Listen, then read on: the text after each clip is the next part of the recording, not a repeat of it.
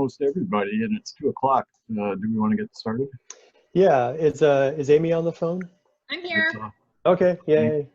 Great.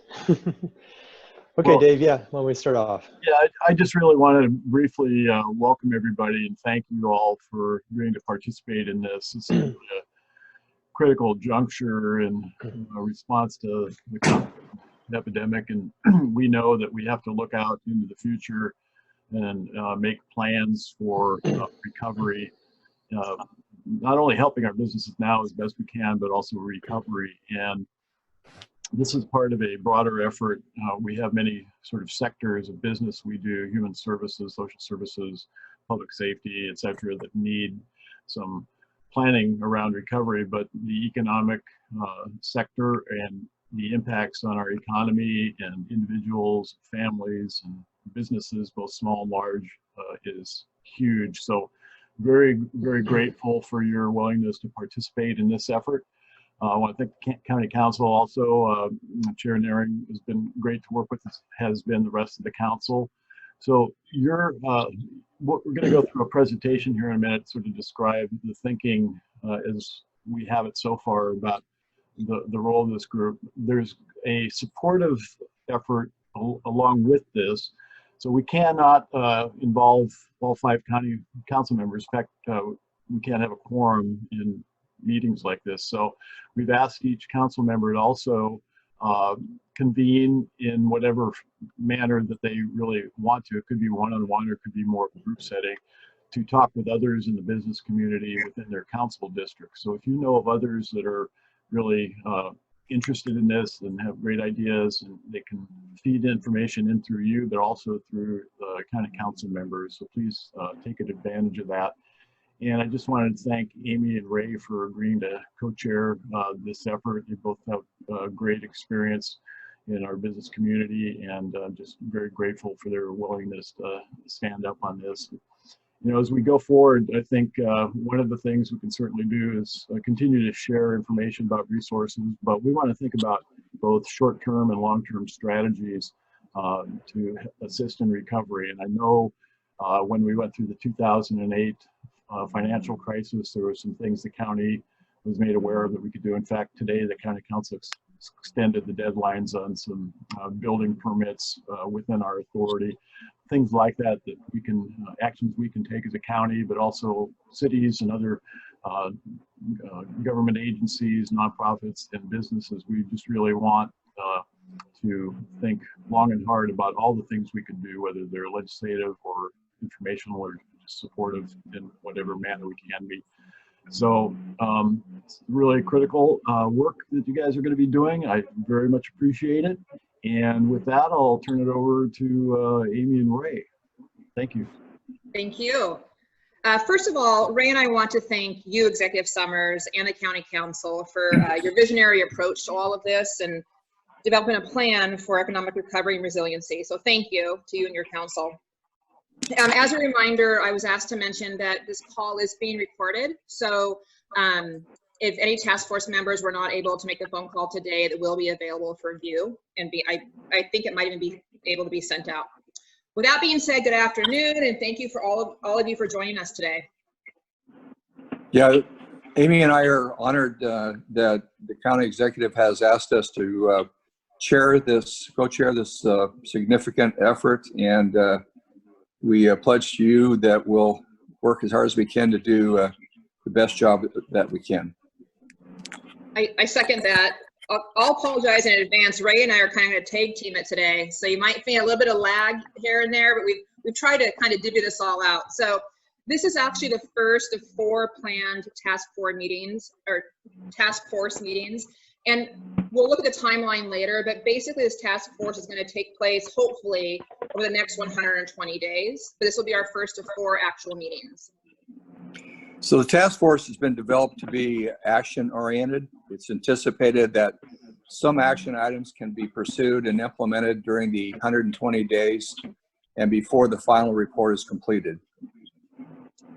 So we have a couple of goals for today. First of all, discuss and come to an agreement on the mission and the goals of this task force. So We want to discuss with the advisory group and determine how the group can learn from what local businesses and communities can do to help facilitate the recovery. And our final goal is to begin developing some initial strategies that can be quickly implemented to plan for our recovery. All right. Is there the next, are we going to go slide? Oh, okay. I'm going to wait for the next slide to come up. Perfect. All right, so there's a lot of information on this particular slide, but it kind of talks about what we'll be going into about the task force and the advisory group. So the Economic and Workforce Recovery Task Force is part of a broader system that is being established to support the county's recovery, take advantage of new opportunities, and set us on a course for long-term prosperity. The Future Workforce Alliance Board was established late last year to begin the process of establishing Snohomish County as the gold standard for workforce development. It will set strategic direction and alignment for economic and workforce development in the county, and it will serve also as a local workforce development board. Kim Williams is the chair of that board, and Amy Druhl is the vice chair. So the Economic Workforce Recovery Task Force has been formed to develop strategies to support the county's economic recovery effort and chart a path for economic resiliency. The task force will collaborate with the board to ensure strategy alignment. And finally, the Office of Economic Recovery and Resiliency has been established to support the work of the board and the task force. All right, so the next slide is going to go into, and I know we're kind of moving quick through all of this, but we have a lot to discuss in 90 minutes. So we thought we'd kind of get through the first portion a little bit quick about how everything's set up. And then that might, if we need to discuss it more, we can discuss that as we go into the latter part of the presentation.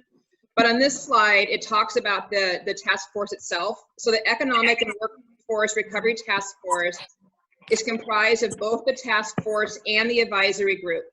Members of the task force represent business, government, and key partners. It will develop strategies to support economic recovery, work closely with the state, regional partners such as Greater Seattle Partners, and local partners such as Economic Alliance Snohomish County and Workforce Snohomish. Now, the advisory groups will be an important component to achieving all these goals.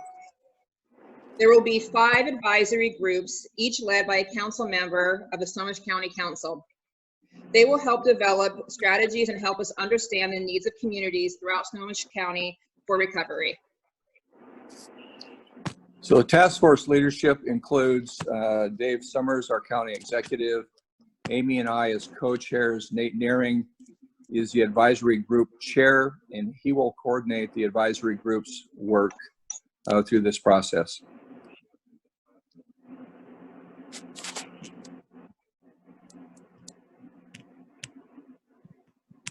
All right, James, I think you're up. Good afternoon, everybody. I'm James Henderson with Snohomish County. And so the next slide is essentially talks about the Office of Economic Recovery and Resiliency. So it's staffed by myself and Simrit, who joined our team about 3 weeks ago. And really our primary job is to support the task force and the advisory groups. And mainly we'll do that through research and analysis, scheduling and coordination, definitely for the task force meetings as they come up, and also the advisory group meetings as well. And then help out with strategy development and implementation. As Amy and Ray were saying, we'll help coordinate with both federal, state, and regional and local efforts to support recovery, such as FEMA, State Department of Commerce, Puget Sound Regional Council, and Greater Seattle Partners. And then we'll provide ongoing support as needed. All right, are we on the, there we are, perfect. All right, outcomes and objectives of this meeting today. So we want to discuss and come to agreement on the task force's mission and goals and a timeline. Discuss the types of information the task force needs to support strategy development and the information that the advisory group can obtain from the local communities. And finally, we will brainstorm some initial short-term strategies that we can act on quickly to plan for recovery.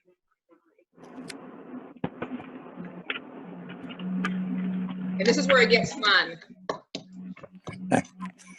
So the mission and goals, and these are questions that we're going to ask of the task force, and we'd ask that you, just given the time restraints, provide your thoughts through email, and we'll talk about that process at the end as well. So the questions that we want to ask of all of you and we need clarity on is, does the mission statement speak to the needs of Snohomish County businesses, communities, and workers? And secondly, do the goals represent the right approach to support recovery and to build longer-term resiliency in the economy?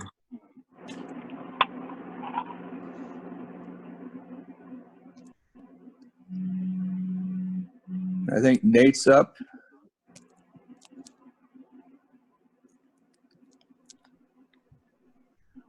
Okay, do we want to go to the next slide? Yes. Thank you, Amy and Ray. Appreciate that. So the advisory group is going to play a critical role in the strategy development by helping us to understand what local governments, businesses, residents, workers, and our local economies need.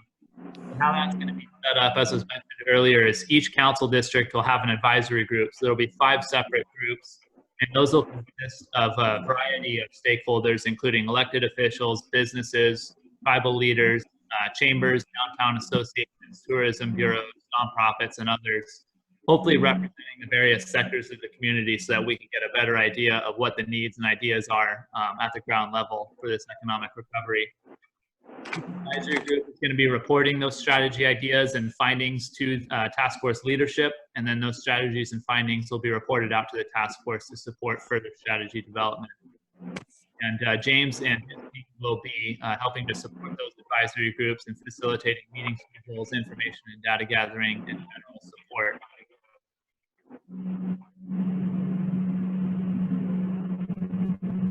Great, thank you, Nate. All right, so the next slide that we need to actually, I believe we might need agreement on, or if there's any discussion on it, is our actual timeline. So as we mentioned, this is the first of 4 meetings.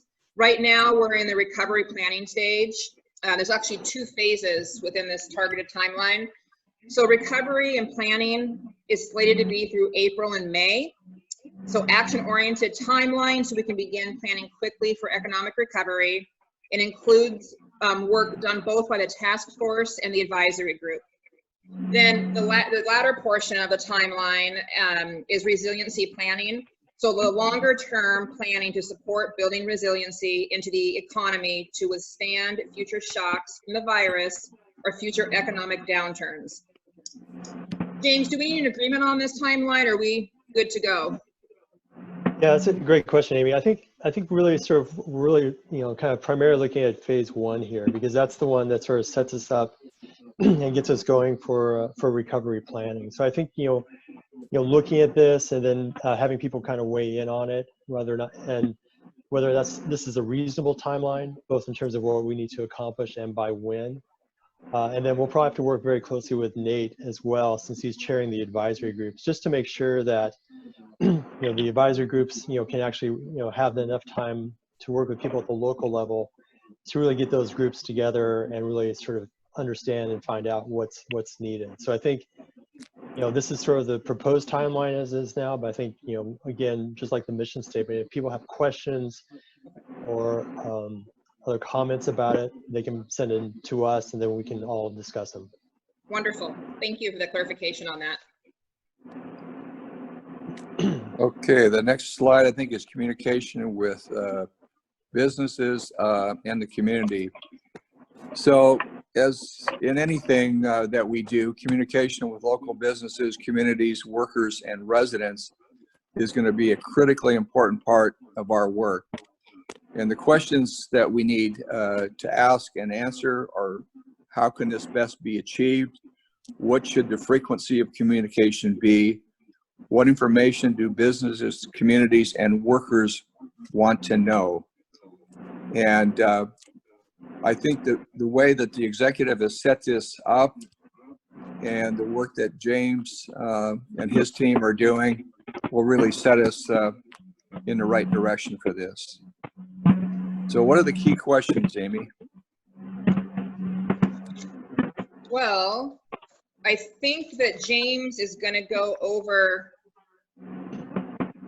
a little bit of some information on the county right now, and then we'll get into the key questions. Very good. Thank you. Great, thank you. And just so everyone knows too, as well, we've actually set up a website on the Snohomish County website called that's called the Office of Economic Recovery and Resiliency. And essentially, that's sort of our portal right now for the task force, as well as other information that businesses can find to help support them through the crisis. So potentially what we can do is we can also post essentially these slides, other information as well about the task force onto our website, and that could be one sort of channel of communication out to the business and general community. You know, some other things we've started talking about internally is about whether or not we need maybe a Facebook page that's really sort of targeted towards economic recovery, maybe a LinkedIn profiles as well.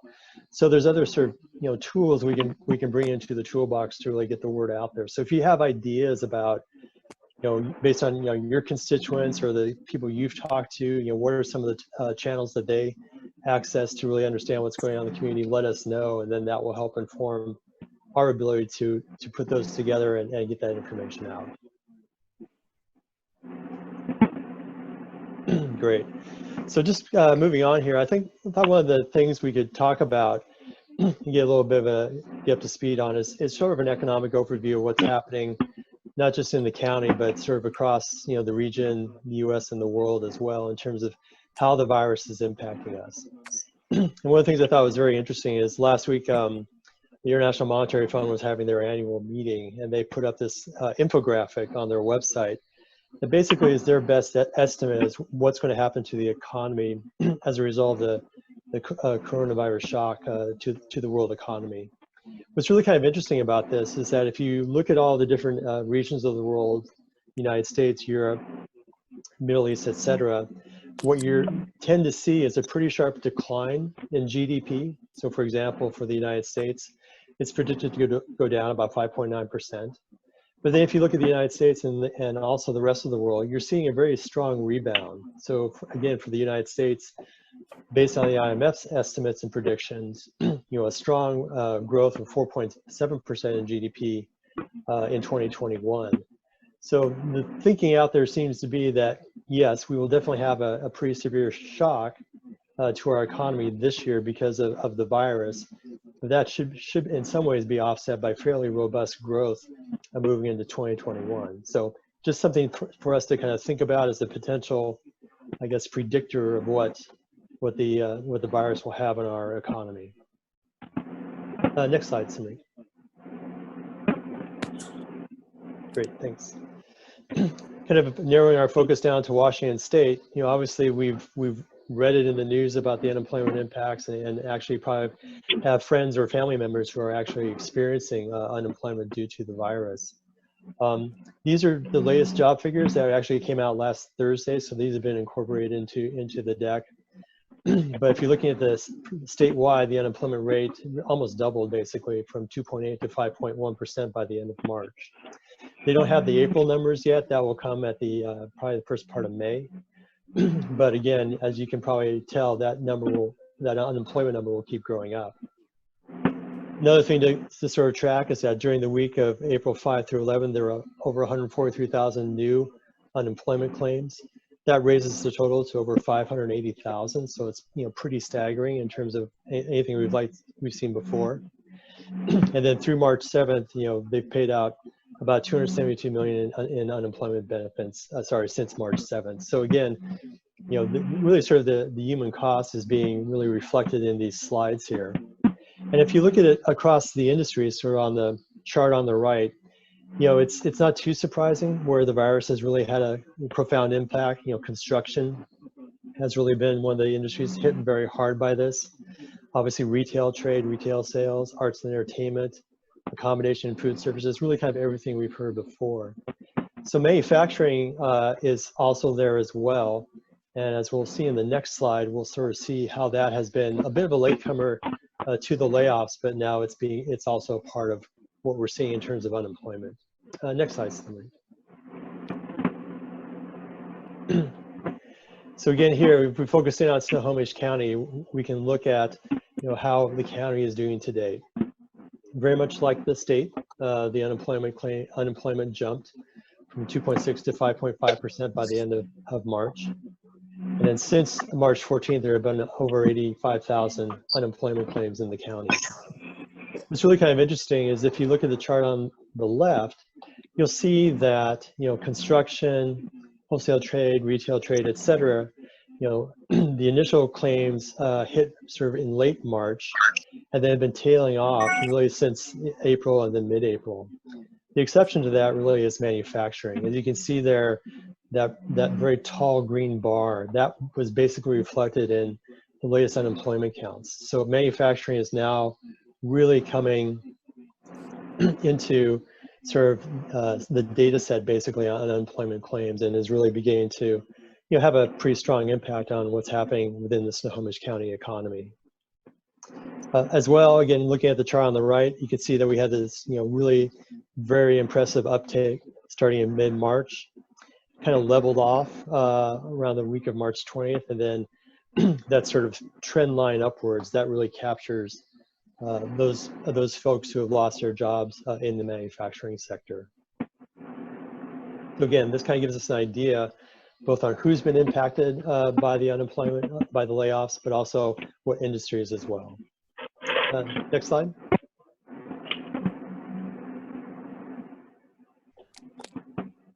Great. So I'm sure, like many of you, we've been on lots of different webinars, trying to understand the impact of the virus, to our industries, to our families, to our friends. And I think, it's been kind of interesting kind of listening to all the different types of ideas that are out there about what could be the potential long-term impacts of the virus on the economy. And really, I think, most of those impacts are still unclear at this moment. Some analysts and academics believe that the structural change to the economy will be profound and long-lasting. In other words, that this will last much longer than, again, that IMF slide is showing a fast rebound in 2021, that this could have long-lasting implications, much like the Great Recession back in 2008 to 2010. However, others believe it may be temporary, and that life will come back to normal and the economy will come back to normal to the pre-virus state fairly quickly. But there are some other things I think are important to kind of keep in mind. For example, manufacturing, we've seen this trend toward more and more automation, integration of artificial intelligence into processes, et cetera. That trend could accelerate because of the virus. So that's maybe something we need to think about, because that would have, some definite impacts on workforce training into the future. Businesses could start to question the wisdom of long supply chains. Having supply chains in Asia who were initially affected by the virus really had a pretty profound effect on just-in-time manufacturing. And so they may be looking to shorten those supply chains, make them more resilient. So that could be an opportunity actually for Snohomish County to attract those types of manufacturers who need to be or want to be closer to their major buyers in the United States. Finally, there's some other interesting thoughts out there, and this was actually talked about by Richard Florida during a webinar, that families could definitely rethink about their desire to live in high-density urban areas because those areas have really been impacted, fairly profoundly by the virus and its spread. There could be a migration of these families or these individuals out to the suburbs or rural communities, and that could bring economic opportunity, but and challenges too. The challenges, for example, could be increased congestion and traffic on our roads as more and more people, again, move out to the suburbs or to the rural areas and then commute into their jobs. So as a county, what do we need to do to prepare for the potential consequences and opportunities that the virus could have on our economy, and then also that we need to factor into as we move toward recovery? Next slide. So this chart here you see on the left was taken actually from a McKinsey study that came out fairly recently, and this is sort of a predictor or potential predictor of how the economy can recover or could recover as a result of the virus. Basically, there's the three scenarios here. One is sort of the kind of hockey stick-like growth. again, sort of reflecting the IMF model, that there'll be a sharp downturn followed by a pretty sharp uptick in GDP growth by 2021. So that could potentially be one of the models that we see in terms of economic recovery. But as you kind of see there on the left side, that's really all predicated on a really strong public health response, making sure we have adequate testing and PPE supplies, and really have things in place to really support that really robust economic recovery. Then there's sort of the middle section where the virus could reoccur. This has been talked about, as we move into the fall and winter months of 2020, 2021, that the virus may raise its head again and increase infection rates. And at that point, we could see a potential slowdown in the recovery, or again, uneven recovery and growth. And then finally, the virus is much more, I guess, virulent than we thought. And we aren't able to really match its infection rate and then really respond accordingly. And so we kind of have this, again, sort of prolonged sort of stagnation or decline happening in the economy. And then once we have it under control, then the growth at that time really begins to happen. So not sort of saying any one of these could, potentially any one of these could happen, not sure which one it will be, but again, kind of something for us to think about, that if as we kind of move through time with the task force and think about the strategies, what's happening out there in the world, what's happening with the virus, what's happening with the economy, how can we, probably really get to more of the hockey stick type of recovery rather than the other scenarios that are down there below. All right, over to you, Amy, over to you and Ray. Perfect, thank you. So the next slide shows, or this slide right here shows kind of the key questions, and I want to read them out loud just because they do pertain to our discussion here. So first and foremost, what data and information do we need to support strategy development? And how can the advisory group support this? Given the business stabilization programs in place at the federal, state, and local level, what more can Snohomish County do to help stabilize businesses and their workers? While the timeline and process for lifting of the state's stay-at-home order is under development, what can we do to prepare businesses for reopening and support recovery? Are there additional measures we can undertake to support laid off or furloughed workers to prepare them for reentry into the workforce? So right now we have these kind of questions at hand, and our task is really to start answering these. And I think, James, now is kind of when we start to open it up for discussion. Is that what we're going to do?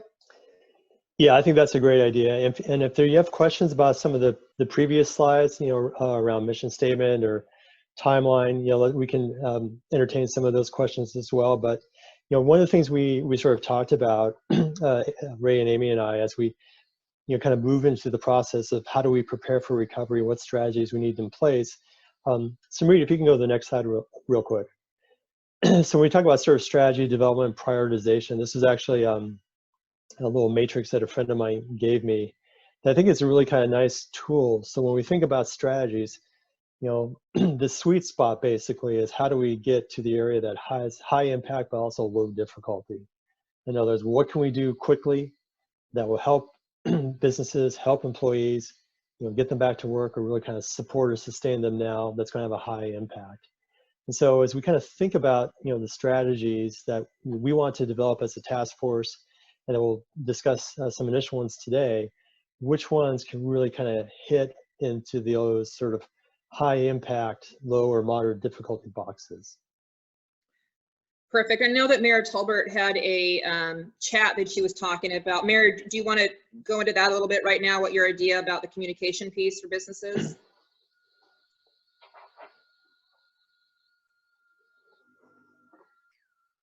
Are you on mute by chance?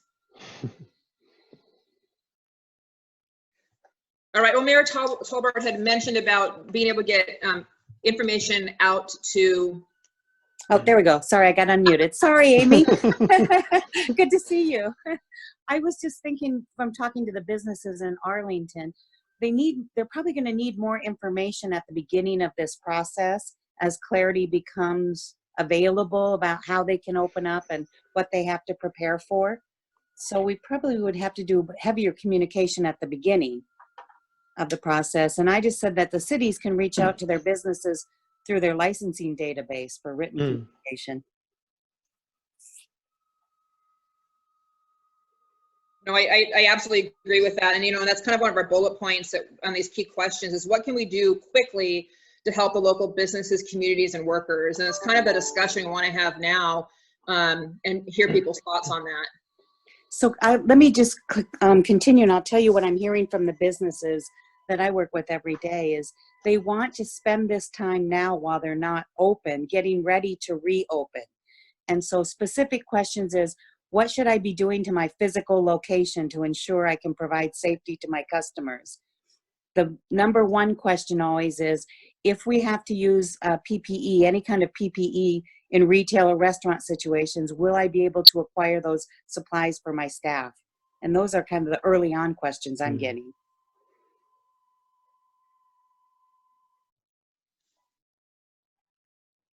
Thank you. Anybody other have some, you know, this is going to be the kind of the meat of our discussion is going over these items right now. Does anybody have any thoughts they want to share? This is Lois Thompson from Small Libraries, and one of the things we found really helpful is I'm meeting with library directors across the country and then in the region as well to hear how they're planning and what they're doing. So some space, I think, to come together and learn from each other and hear from some experts would really help. I think about small businesses who don't have a peer group like I do to reach out to. I think that would be a really interesting and pretty, it wouldn't take a lot to put that together.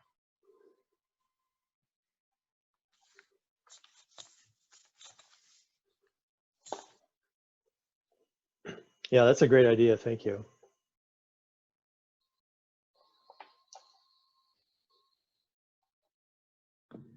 Amy and Ray, this is Nate. I had sent out just some initial questions to the North County Advisory Group and had a few responses. I don't know if you want me to go through some of those. That would be appropriate.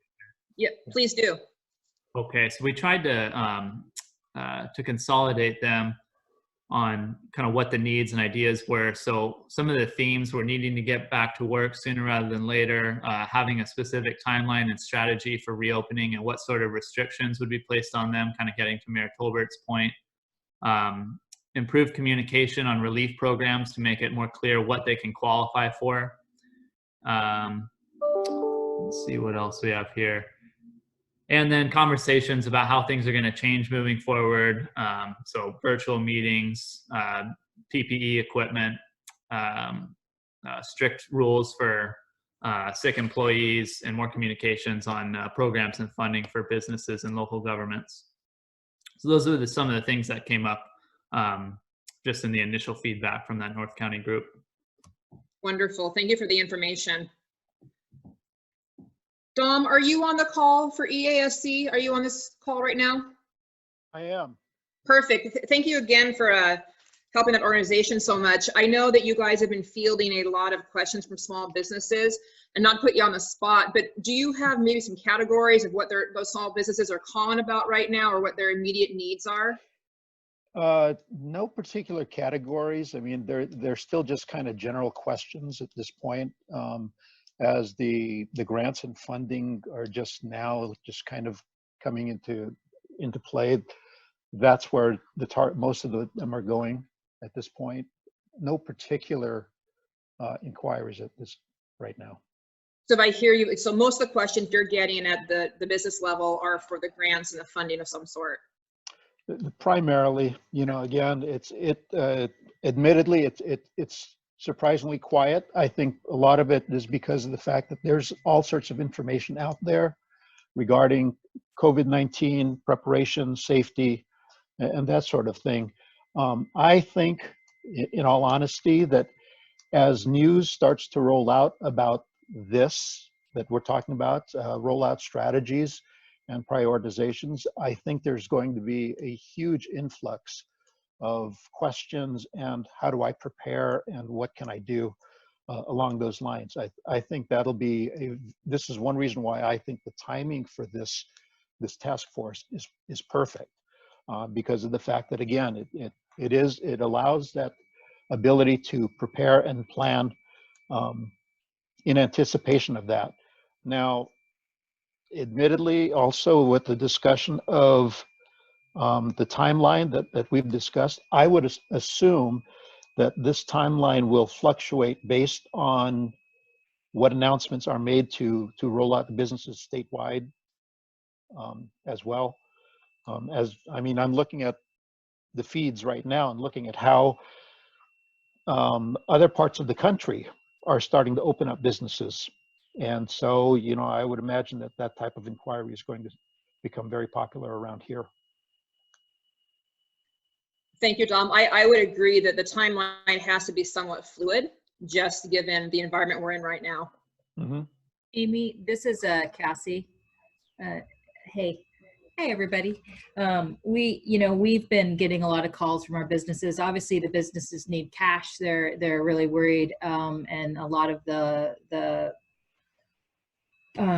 tools that are in place are not coming through for them. So I think this Nate's point, any information they have in navigating that very complicated resources and complicated and limited resources, I think are essential now.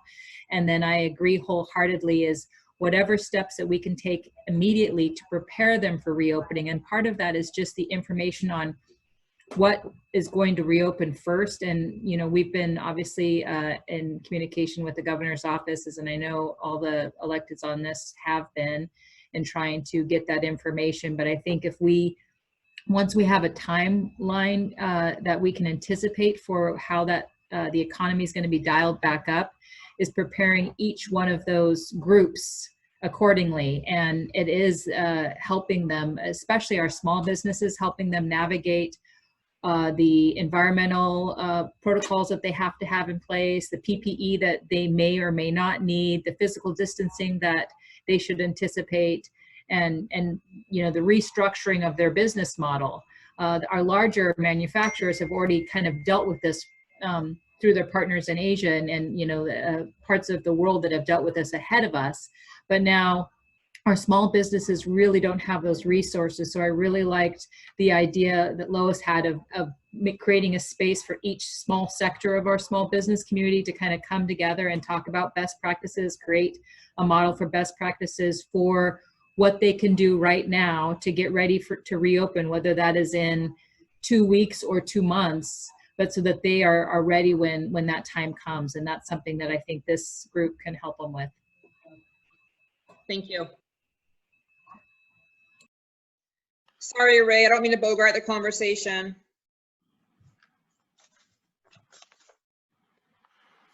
This is John with Coastal. We've been very busy the last 2.5 weeks getting money from the payroll protection program out to the businesses in the community. And I think a lot of them are going into it assuming that the loan is going to be forgiven. And there's probably some information that needs to be widely broadcast, and hopefully the banks are all doing this, about how you're going to get the loans forgiven. And in fact, you need to be rehiring your people now, and it's measured from the date of loan funding for 8 weeks. And if you look at the formula on how much you could qualify for versus how much you can deduct, it's 2.5 months or 10 weeks worth of payroll that you could qualify for the loan. They're only measuring what you can deduct over 8 weeks. And so one of my thoughts is there's a lot of businesses that have been trying to get to this funding. And as I think Cassie may have mentioned, some of them weren't able to get in on round 1. We're understanding that round 2 should be funded maybe on Wednesday. Who knows? But I think it's important to get information out so that we can get as much of that forgiven as possible. And people need to understand you have to get people off the unemployment rolls and rehired in order to have that fully deductible or forgiven. The other piece of it is there are some businesses that didn't qualify or don't qualify. And I think we need to focus on those businesses and what programs we can do locally to help those. And then finally, if we have phased in reopening of businesses, I think those that are in phase 2 or phase 3 are going to be at a disadvantage from those in phase one. And I know up at the Everett Country Club, they didn't qualify because they're a 501c7, so they furloughed all their workers. Well, if restaurants are part of phase three, even though the intent is to rehire those workers, they may not be around because somebody from phase one or phase two may hire them. So so they may need some more assistance in rehiring employees, things like that. So anyhow, that's enough. Thank you, John. Can I just say a big thank you to Coastal? You guys have been heroes. Our community banks have stepped up in an incredible way to get money out into the community. So really, truly, thank you for everything you're doing. Can I just piggyback on what John said as well? I think the more clear we can be to businesses, if they're a phase one, a phase two, or a phase three on the face, but maybe knowing what's allowed in earlier phases, maybe they can pivot and figure out how they can restructure. But absent any information, everybody's just trying to figure out what to do today and tomorrow, let alone a bigger strategy. So I think, you know, if we could try to be clearer around that, I think it would be a great benefit. Well, this is Lisa from the Port of Everett. One of the things that I'm a little concerned about, that had a lot of trickle-down effects. It's something that helped us quite a bit in Snohomish County and Everett, I guess, survive the last Great Recession in the 2008-2009, was that Boeing continued to manufacture and deliver airplanes at a steady rate. What my understanding is there is a disconnect with the care package between the care package funding airline operations, but not the capital needs, and i.e. buying airplanes for from the company. And so unless that gets reconciled, there is a large or pretty large likelihood that Boeing is going to end up cutting production, which from what I've read, it could be down to the 2001 level. And if that happens, the restaurants, the retail, the small business, the auto dealers, everything is just going to compress and sink. Even the businesses that could help get this restarted. And so I think some focus should be potentially placed around that disconnect between the airline's operations versus the airline's capital needs, and how that ties with our manufacturing industry, which is essential, but may not have the ability to continue its production.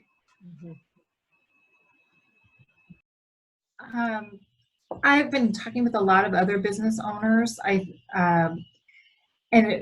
All of us have a lot of concerns about when we'll be allowed to reopen, and I know that's a fluid timeline, but it makes, even if you've been funded with some of these programs, there's a big difference between how I'm going to use my money and plan if I can open in 3 weeks versus if I can open in 4 months. And the information that's coming out is so dramatically different from city to city, or depending on the media channel that you're exposed to, that owners are really in this kind of spiral of not knowing, trying to plan for multiple scenarios. And it's really impossible. I mean, you know, I was lucky enough to get PPP funding. I haven't heard about a disaster loan, but I was in the first round, which is wonderful, except that means that it really runs out on June 1st. So if I'm not open on June 1st, or I'm not able to do, we're essential, so we're still partially open, but if I'm not able to be fully operational, I'm going to have to do a round of furloughs. And everybody's kind of going through that, and that will really impact, you know, my partner and I have talked about that we would probably restructure our business and stay permanently smaller if that were to happen. And I don't think I'm alone. And that's going to have a huge impact on how the county recovers because of all the uncertainty. And so I understand that we have to be in a fluid timeline, and I understand why the governor's office is kind of withholding information from the public. But at a certain point, you know, businesses have to be able to have a plan to move forward. Lots of times we're our employees' only information channel. and they're coming to us, and we don't have a lot of answers. And there's a lot of frustration. If you've spoken with business owners, that's the number one thing. And I'm not sure how anybody can move forward with any certainty without having some sort of timeline that we're on, even if that has to adapt and change. But this sort of, well, we're going to open on the 4th, but everybody knows we're not going to open on the 4th is really causing a lot of problems, and people are not going to spend that money, I guess is what I'm saying.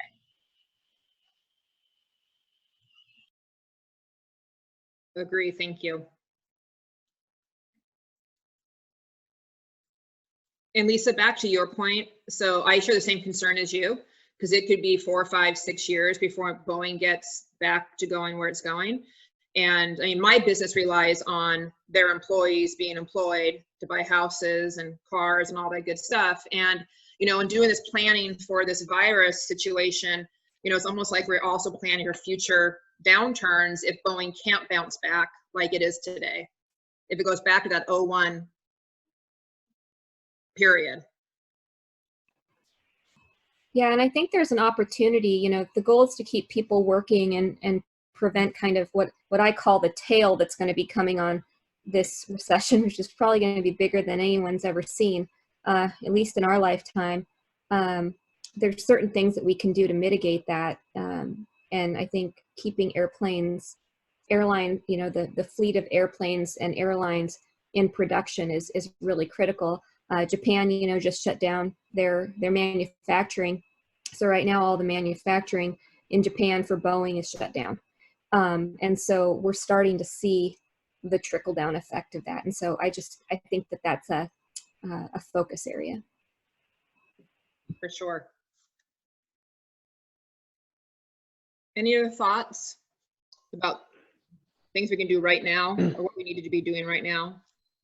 Hey, this is Peyton from the YMCA. We had 900 employees before the shutdown. We're down to about 130 and only doing childcare. Everybody is desirous of finding out, you know, what's the date that we can circle on our calendars and figure out from. But a lot of the businesses that have been shuttered, like our 6 family centers throughout the county, there's going to be some. There would be the desire to have some level of ramp up. So I got a couple of mayors on this call. Getting some guidelines, and I'm sure there are other businesses too, that you want to open your business for the community as soon as you can, but there is some internal housekeeping that's going to have to take place in keeping with good social distancing and stuff too. So it's not just the date; there's going to be some ramp up. So I think we're some interpretation and some guidance on that is going to be really helpful as the businesses plan on reopening.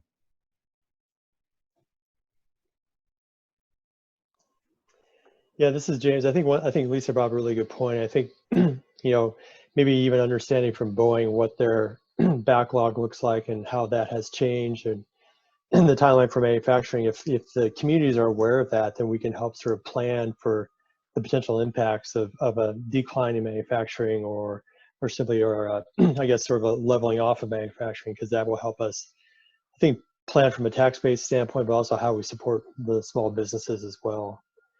Yeah, I think Peyton, you bring up a really good point, because if more and more people head back to work, you know, we begin to roll out. You know, if the schools remain closed, then what's the need for childcare? What's the need for that kind of support at home to, you know, keep those kids in school? Because I mean, the school year will probably end, I'm just sort of guessing here, probably like mid-June or something like that. So say between like mid-May and then mid-June, what can be done to support those families who have kids that are now home learning?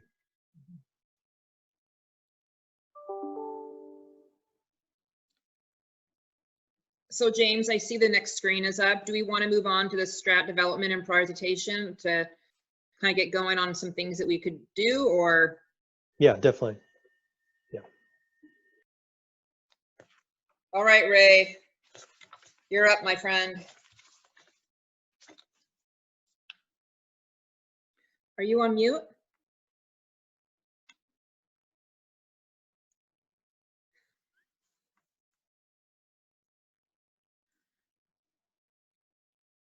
Ray, are you on mute? There you are. No, can you hear me now? Yep, I can hear you. Okay.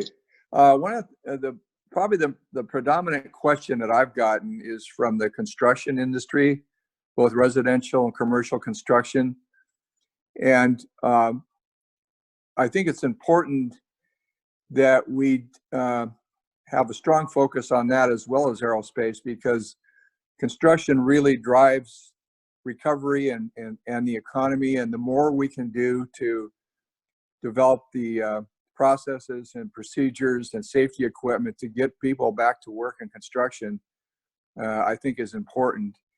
The other point here is that any action item that we come up with in this process, we really, through the elected officials, through Mayor Franklin and Executive Summers and the other mayors, we need to make sure we run that up through the state to ensure that, one, either our ideas are having a positive impact on changes that could get businesses back working, or to make sure that we're not inconsistent with the state's direction.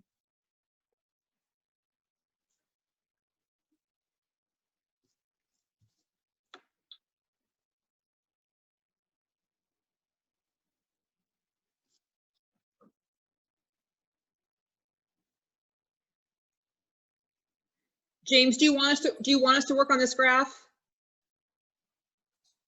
Yeah, that's definitely fine. If you've got some initial ideas for strategies we can do to support business. I mean, we've heard quite a few already about making sure messaging is out there, making sure it's consistent. You know, we can definitely start to put in some ideas there, and then once those are all done, we can put them together and package them and send them back out to the task force to review. Yeah. You know, I can say one thing that we're doing at the port is I'm actually working on a letter to send to the governor's office, hopefully today or tomorrow or something, to encourage, as part of the May 5th reopening plan, that they allow construction projects to start with safe social distancing in place. That will help, I think, get a lot of people back to work and key projects moving forward. And so I think hopefully that should be a low difficulty effort. But if everyone you know, kind of spoke with one voice on that, I think that would be helpful, at least to get that sector back to work. If I could add about the construction, a couple of things that are critical for us are that the county permitting moves forward. A lot of what we do is seasonal, and we need constructions projects that were supposed to go this season to indeed go. So having a target of getting all the land disturbing activities and construction projects permitted by June 1st is critical for us. The other thing is that a lot of permitting requires public process, which is contrary to social distancing. So if there is something that we could do to modify that public process to allow permitting to go forward, that'd be helpful. That's a great idea.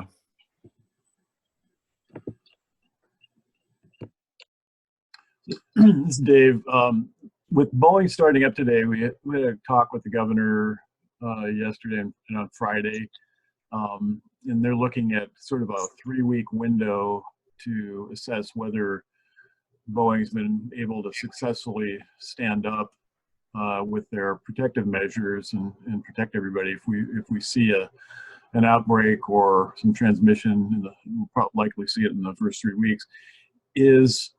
So that it's an experiment. But is sharing of their best practices or amongst yourselves and others about things as we go along that are successful or working and maybe innovative, do people think that would be useful? I think that would be useful, and also maybe the best practices of the industries that are supporting those Boeing employees going back to work, like public transportation and things like that, because seems like it's a time we have to sort of have a well-rounded out strategy with all industries and all of the services employees need to get back to work.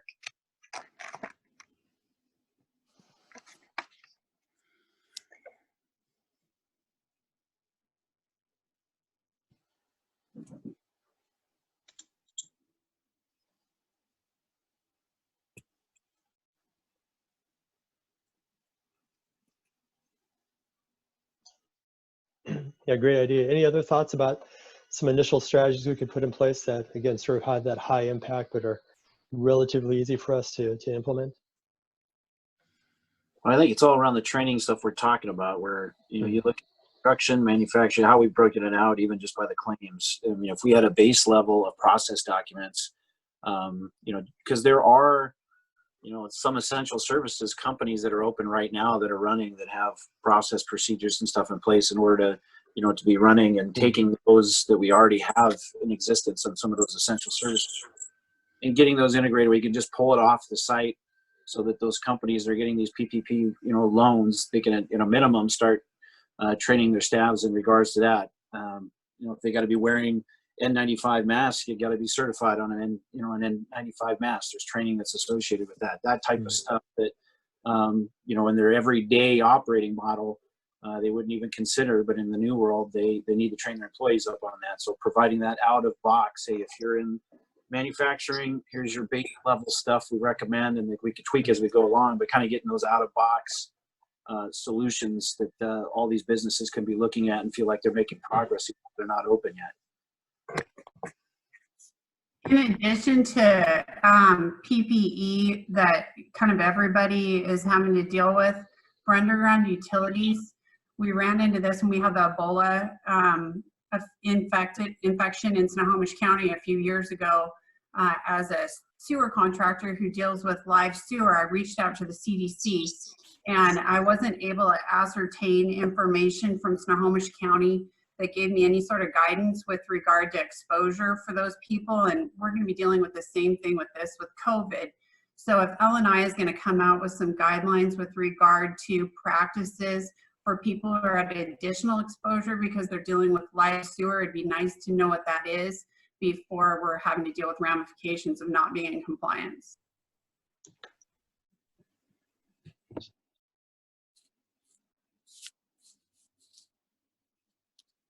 So one of the things that I see coming down the pike, and this is on the long term, is that a lot of us are tightening our belts, reducing staff, trying to save resources, postponing projects, things like that. I'm thinking, you know, because of the tax base and so forth. And so what we're going to see is, you know, in 6, 8, 12, 18 months from now, construction works, you know, you name it, all the projects that keep everyone busy and the economy moving are going to dry up because no one's investing resources. And so I'm not sure exactly how to, I think that would probably be the high difficulty given the resources, but finding out how to offer low interest loans to jurisdictions to be able to keep projects moving forward, backing, legislative backing of some of the tax bases that is used to fund public projects and public-private partnerships and things like that. I think that legislative advocacy on that piece is going to be really big in keeping the economy moving in the long term.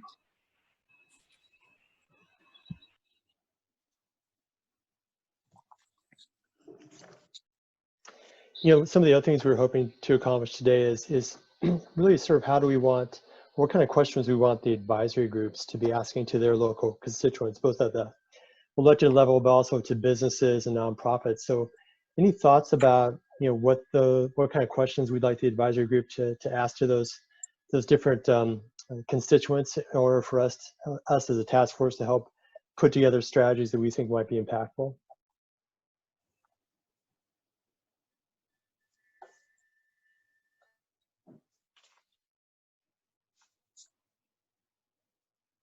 I think Jason hit on a great idea, which is to collect the information from the businesses that have been essential and continue to remain open, that support a lot of these industries. What were the practices they put in place for protection of employees and the consumer?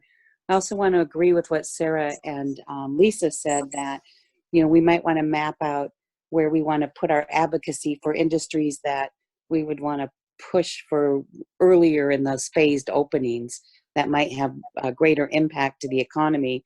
Certainly construction would be one that would both benefit the government side and the private sector side, as well as putting a large amount of people back to work.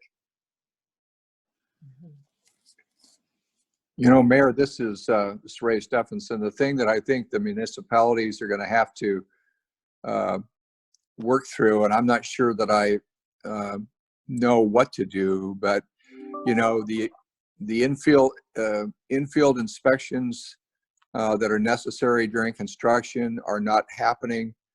So how do we work through that to ensure that the process for permitting and inspections works smoothly, and we're not, we're not inhibiting those projects from moving forward? I think that's important for us to know, because a lot of it's being done virtually now. So that I think would help as well. We're even talking, Ray, about having some of that virtual process continue past this, because it's way more cost effective and it's much more timely for the customer. We can get so many more inspections done virtually in a day than we can have somebody running around site to site. Great idea. Yeah, and I think that Barb and I can work on, communicating clearly with all the mayors across the county as to what best practices we're putting in place to streamline permitting, so that the moment projects are ready to move forward, that local government is an expediter in that work and not something that's holding anything back. So we are meeting regularly with other mayors and with the county executive to try to put those types of systems in place. That's great, Mayor. Thank you. If I could just ask a quick question to Joy from Workforce Snohomish. There's been a lot of discussion about making sure businesses are adequately trained, and definitely their workforce is adequately trained for PPE.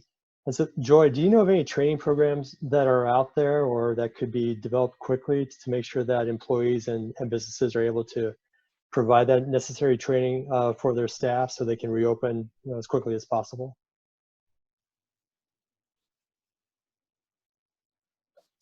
Oh, no wonder no one could hear me. There we go. Unmute. I was anyway. Yes, I wrote that down. So I'll look in. I know we have several community colleges online, but I would also add, outside of those short-term training that are required to get people back to work, also longer-term training investments as businesses do consider adaptations or changes to their models. We are working, James and I are working on a statewide grant to bring resources in to the workforce development system. So 120 days approximately out, maybe a little longer depending on federal timelines, but we're asking for $7 million for Snohomish County, and that would cover short-term training. So if businesses did need to do PPE training to get people back to work, of course, timelines never work out totally on these funding requests, but it would certainly fund that, as well as longer-term investments in any structural changes to the workforce. So training needs, curriculum changes, skill changes as these conversations progress are going to be increasingly important for the workforce development system to respond and engage businesses in upskilling workers or getting people back to work.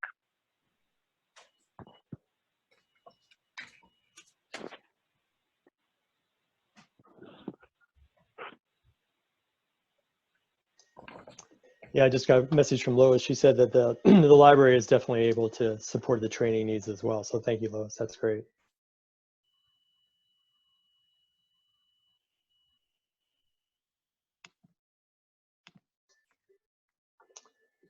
Great. Any other thoughts or ideas about the type of information we need from, again, the advisory groups? Again, they're really the folks kind of at the local level, talking again to their elected officials, different businesses, nonprofits, et cetera. I mean, from our standpoint, what kind of information do you think we need to really make those informed decisions?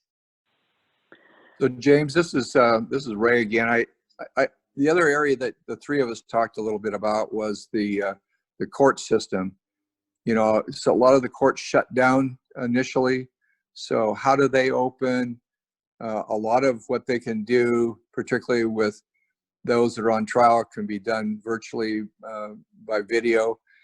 But I think it would be good to reach out to the court system and find out, how are they working? What do they need? What can we do to help support them? Because eventually, if there's a lag in that, you know, our public safety per se could be jeopardized, and we want to make sure that we keep and support them as well.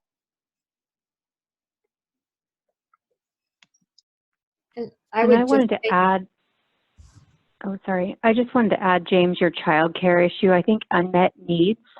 There's so many programs that are increasingly more and more complicated across agencies and organizations that are available. So I'd be interested in hearing feedback on access to programs broadly and some of the barriers or misunderstandings or challenges with accessing those programs. I think there's some systems work that can be done to improve that, but understanding that more robustly with almost everything being on the table is going to be important. I was actually going to talk just along that lines, not from a port standpoint, but from a personal standpoint. It is really hard being a working parent with 2 kids in elementary school to try to actually think that you're going to be able to accomplish anything and get back to work when the kids aren't in school. And you're supposed to be teaching them, which is a whole different conversation. And so I think that is going to have to be a focus area of our group if we really want to see our economy recover. We can't have the schools shut down and the YMCAs shut down and the Boys and Girls Clubs shut down. I think there needs to be quite a bit of emphasis and resources put behind figuring out a safe way with social distancing guidelines and stuff to make sure that school can continue in the fall. Otherwise, it's going to just be this do loop because there's a trickle-down effect. We're an essential business here at the port. I have to have people work from home because some of them have kids that they have to take care of and teach. So I think that's a real core function on being able to restart our economy is taking care of that childcare piece.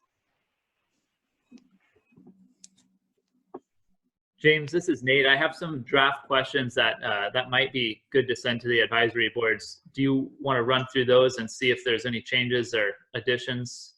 Yeah, that'd be great. Yeah, please do. Okay. So I have one question could be, what needs does your organization have as we look toward an economic recovery? So pretty broad question. I think we've heard a lot in today's call of that, but maybe asking it of the individual advisory groups. So what needs do they have? Second, what ideas do you have for how local and or state government can help to address those needs? So obviously we're looking at Snohomish County, but there's also, I think, the potential for a legislative request if there's something key that comes out at the state level. And then finally, how do you see your organization's operations changing as the economy begins to open back up, and how can we help to prepare for that? So any thoughts or discussion on those questions?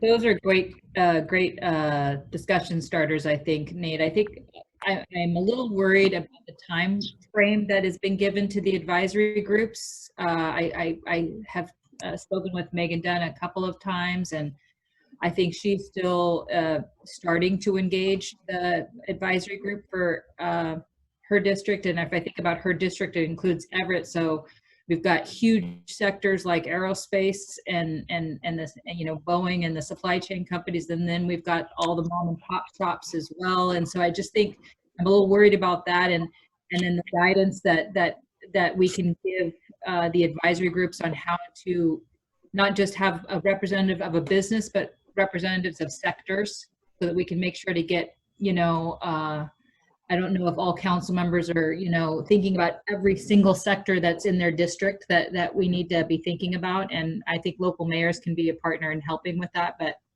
so those are the only comments I had on the advisory groups.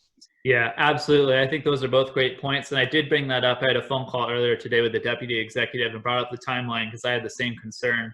Because right now it has every advisory group needing to have met by next Friday, which I think is a pretty tight timeline. And so we were talking about, since this group isn't scheduled to meet again until I think the week of the 11th, we could probably kick that back a week and have them meet by Friday the 8th, which gives about 3 weeks. Or if we wanted to, this group could push back its meeting too, but I don't know what thoughts are on that.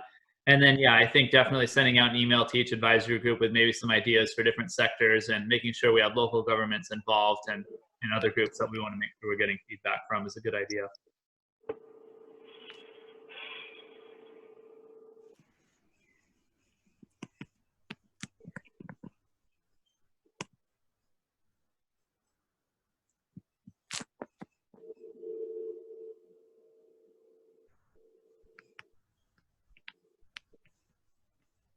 James, is that good? Is that a good start for the advisory committee? Yeah, question? I think so. I mean, I appreciate Nate and Cassie's response about the timeline. I mean, it was definitely sort of an initial timeline just to kind of see what, I guess, the art of the possible could be, but kind of knowing how difficult it is to actually get some of these things done. I think, you know, if people are comfortable with extending that timeline back, that if, you know, we think we can have basically some of these strategies in place to help these companies and allow the advisory group to do their work, you know, I think pushing it back makes a lot of sense.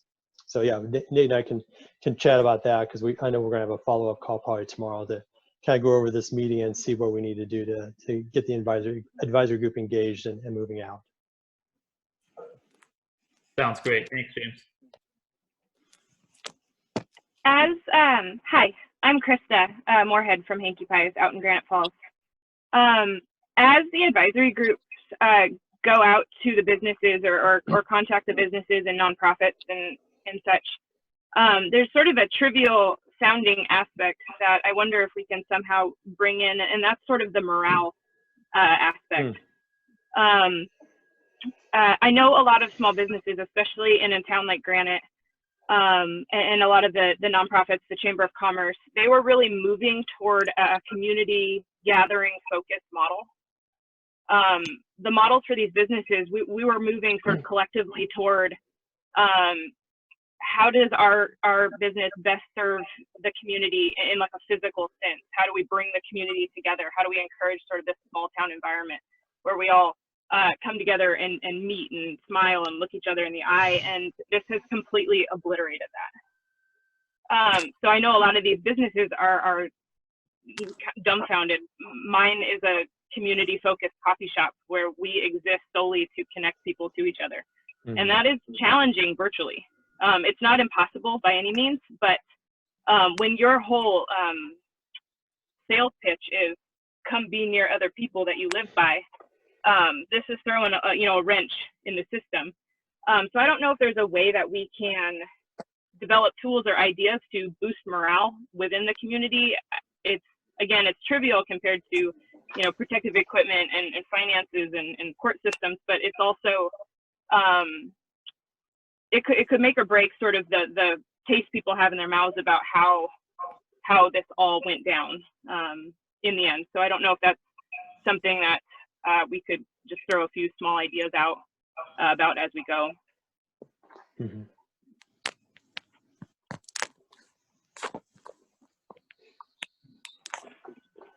I just want to add, it's not trivial at all. I think you're spot on. Very important. I agree. It's a very critical part of like the Main Street businesses in the smaller communities in Snohomish County.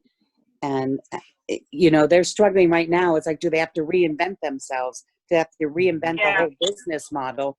And that feels like a really big rock to overcome for them.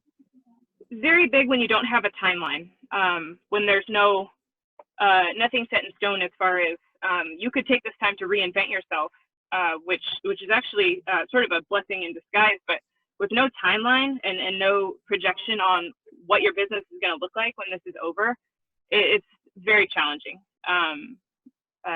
It's the timeline, I think, is, as a small business owner, the number one biggest thing for me is the timeline, and then what is this going to look like? What is my business going to be allowed to look like when this is over? Yeah. No, hi, Krista. This is Dama Moore. I totally agree with you there, and I think a lot of the whole issue of the morale building also rolls back to the level of confidence in the public health system. I mean, let's be honest. Agreed. This is first and foremost, before it's an economic recovery, it's a public health recovery, and so we have to kind of look at it in that regard. And I think that in many instances, a lot of the smaller communities will be the ones that'll provide the first shreds of confidence in the public health, where they're comfortable enough to gather, then the rest of the other communities start to feel that as well too. So I think a lot of that will come back to the level of confidence in the public health. Yeah. You know, when we were rebuilding the economic redevelopment plan after the 530 mudslide, we really found a whole different set of needs in communication and hand-holding the smaller businesses needed in terms of guidance to get back up. They were just two very different aspects, looking at your larger businesses and your manufacturers versus the small mom and pop shops.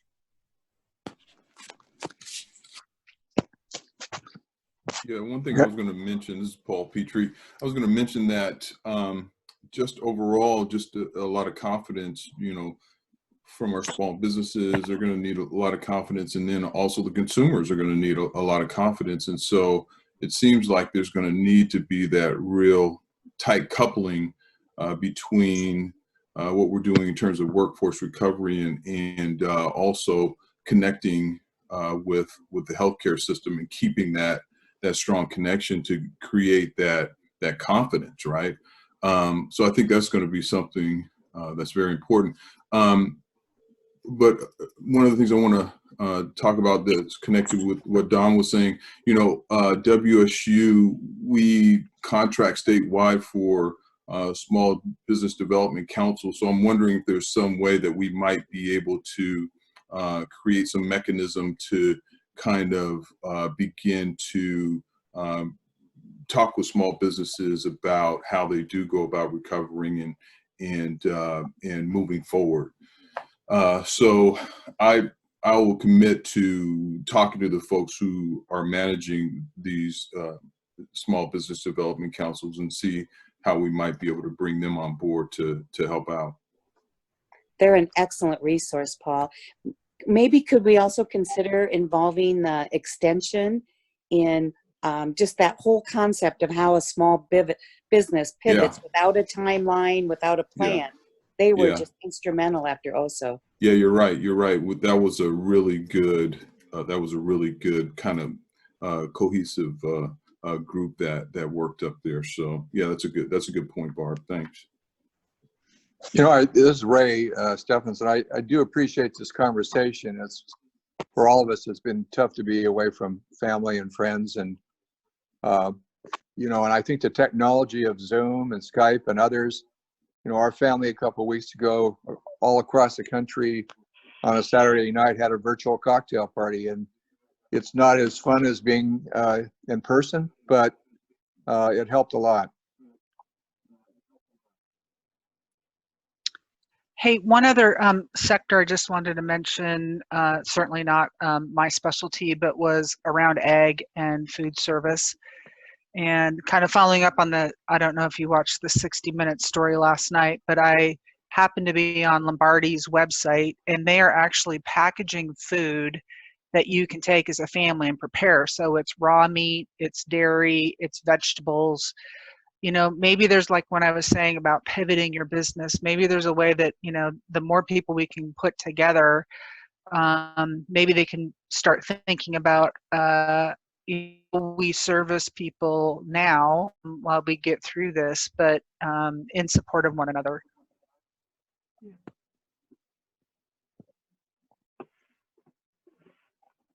I mean, those are all really good points. And going back to Mayor Tolbert and Paul Petrie's comments about after the 530 slide, there was a wonderful plan put into place. So maybe we can pull some stuff out of that, because a lot of those were small businesses. You know, I'm a small business myself, so I get it. A lot of sole proprietors, that's another big thing. If you're a one person shop, a lot of different like Crystal talked about the restaurants. We talked about, you know, the different cities that have websites now for the takeout. So trying to drive some business towards that. We'd put on this strategy development, you know, how can we maybe help with that for the restaurants that are open, have links somewhere so that they know where they can get takeout from, or kind of our first step to supporting those small businesses. I think Arlington has one, Marysville, Everett, there's a list of them. Anyway, these are awesome ideas. You know, Amy, after the 530 slide, one of the biggest morale changers in the community, and the thing that got the small businesses the most engaged in reinventing themselves, was the contest, that America's Best Communities. we might even think about something that we could do county-wide that would get all hands on deck and all voices heard and really spur people's creative thought and their pride. I actually like the thought of that a lot, and that could kind of circle into that whole social media piece, because right now the problem, what I hear from business owners is there's so many different places to get information from. It's just too overwhelming. So part of what we need to do is have one cohesive place, whether it be a website, and also do social media that pinpoints to a website, but there is just information overload to the point where nobody's able to use any of it. And nobody's against stealing the best idea out there. So if we ran some sort of contest that could cut through the noise and focus on, you know, here's a roadmap to do it, everybody would get on board and be getting information from that, and it would really help. It helped after OSA with our information flow. People were paying attention to that channel, and we could focus all our information in one place. Honestly, we should use some of that information and look at that roadmap. I think one of the things we got to call out too, because this is all spot on, but we're one of the reasons why we have so much information and there's so many different channels is the demographics. The demographics across the board, everybody takes information differently and gets communicated differently. So as we're fine tuning this strategy, what I think is spot on, we do need to carve out that there's different demographics which are going to be important, you know, more important to others if they're targeting a certain demographic or whatever, to make sure that we're diversified in our communication, but we do it in a way where it's still going through, where we're organizing it. So it is Instagram, it is Facebook, it is old-fashioned website, it is, you know, it's hitting all of those, it's Snap, it's all of those different forms of communication that connect to a variety of different demographic groups that their businesses are trying to hit, and finding a way where we can get it in one portal so that everybody can go through. Absolutely agree, Jason. Thank you. So James, in the essence of time, are there some other items you want us to hit on before we wrap up this conversation? Yeah, I think if we just maybe move to next steps, and I've got a few things jotted down already, so we can turn to that right now. All right. Do you want to talk about your job? Yeah. Yeah. So first of all, I think one of the things we'll start off first is Nate and I will get together and we'll relook at the timeline for the recovery planning phase. So we'll discuss that, and then we'll Amy and Ray, I'll talk with you guys about some proposed new timeline, and we can discuss that. And then once I think we have sort of consensus on that, we'll send it out to the broader task force for their views and opinions, and then hopefully we can have that finalized as well. You know, and according to the timeline, you know, the thing we're looking at is trying to have the task force get together sometime the week of May 11th, but we'll keep you updated on that, you know, as Nate and I talk about the advisory groups and sort of the process they need to go through with that. The only other thing I would say is, you know, just definitely take a look at the mission and goal statements, make sure those make sense. Feel free to make some suggestions, and you can send those to myself and Simrit. We can kind of cobble all of those different comments together, and I'll share them with Ray and Amy, and we can again discuss that as well, and then put out potentially a revised mission and goal statement to the full task force. Sounds good. Well, I guess with all of that being said, thank you again. I know you are all busy right now. We all have our things we're working on, but I do appreciate your time today and your willingness to be part of this committee, this task force. What we do is important. So I personally thank you for being part of this. Thanks, Amy. Thanks to all. Yeah, thank you all. And like I said, we're recording the meeting, so we'll send that out to everybody and make sure everyone's got that and can listen back on it if they like. So thank you all very much. Thank you. Thanks, James. Thank you. Take care. Thank you. Bye-bye.